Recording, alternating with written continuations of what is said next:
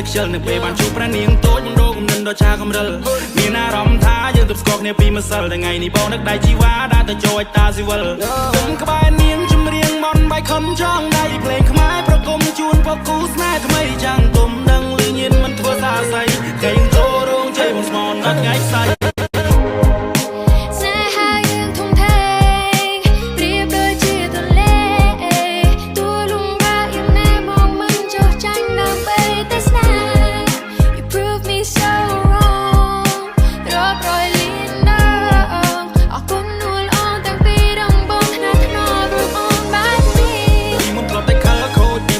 ខ្ជិលនៅពេលបានជួបប្រានាងតូចមិនរកគំនិតដ៏ឆាកំរិល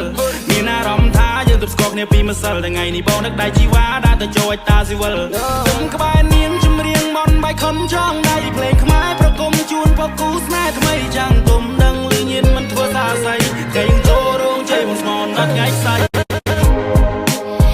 Hãy subscribe cho kênh Ghiền Mì Gõ để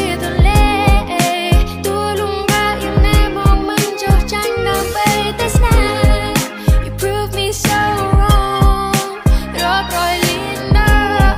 Hãy subscribe cho kênh Ghiền Mì Gõ để không bỏ lỡ những video hấp dẫn Hãy subscribe cho kênh Ghiền Mì Gõ để không bỏ lỡ những video hấp dẫn ខ្ជិលនៅពេលបានជួបប្រានាងតូចមិនរកគំនិតដ៏ឆាកំរិលមានអារម្មណ៍ថាយើងទប់ស្គាល់គ្នាពីម្សិលថ្ងៃនេះបងនឹកដៃជីវ៉ាដើរទៅចូលតាស៊ីវិលគុំក្បែរនាងជំរៀងមន់បាយខំចង់ដៃភ្លេងខ្មែរប្រគំជូនពកគូស្នេហ៍ថ្មីចាំងទុំដឹងលឺញៀនមិនធ្វើសាស័យកែងចូលរងជ័យបងស្មនអត់ថ្ងៃស្អែក